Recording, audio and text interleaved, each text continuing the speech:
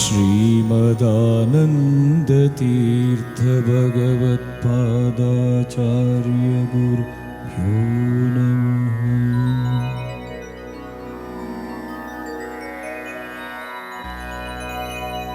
जिज्ञास्यं जन्मरक्षा लयनियतिमतिप्रत्यदज्ञानबन्धम् श्रेयोदं शास्त्रगम्यं श्रुतिगतवचनैर्मुख्यवृत्त्याभिधेयम्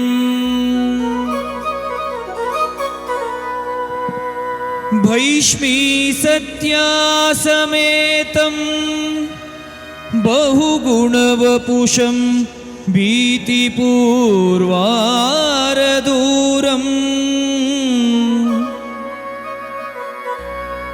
भक्तिश्रुत्याभिचिन्त्यं भजनपरगतिं भावये वेणुकृष्णम्।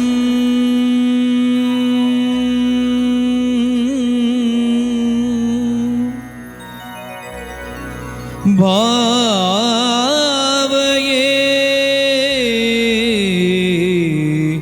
वेणुकृष्णम्।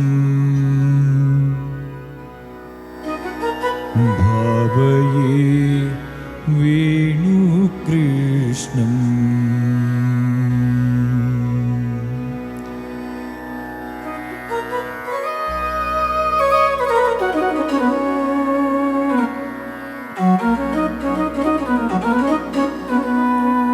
आम्रस्तम्भसमागत्य ताम्रतुण्डान्यहत्यया नम्रं नौमि जगन्नाथं कम्रोपात्रं नृकेसरी।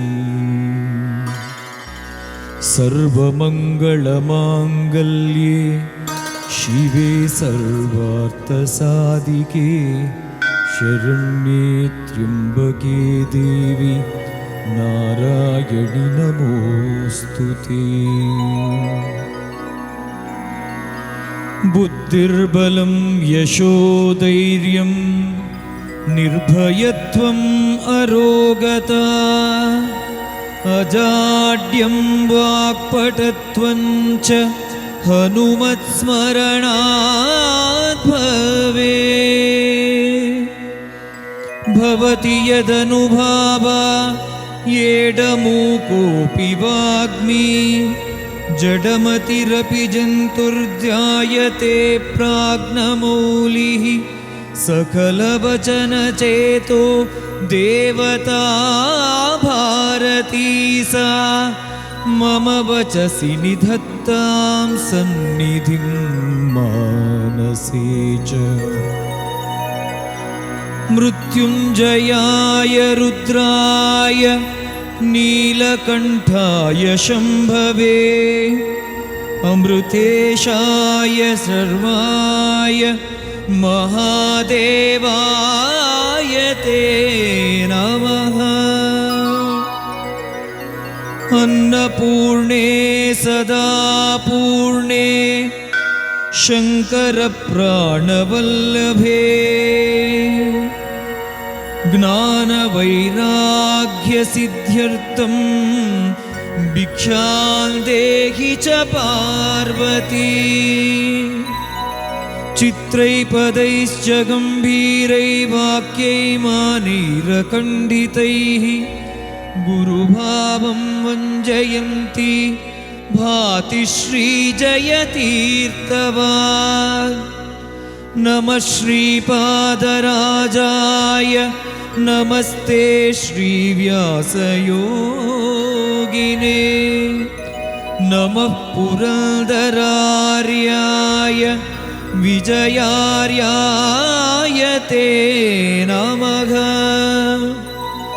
मूकोऽपि यत्प्रसादेन मुकुन्दशयनायते राजराजायते रिक्तो राघवेन्द्रं तमाश्रये। पृथ्वीमण्डलमध्यस्थाः पूर्णबोधमतानुगाः वै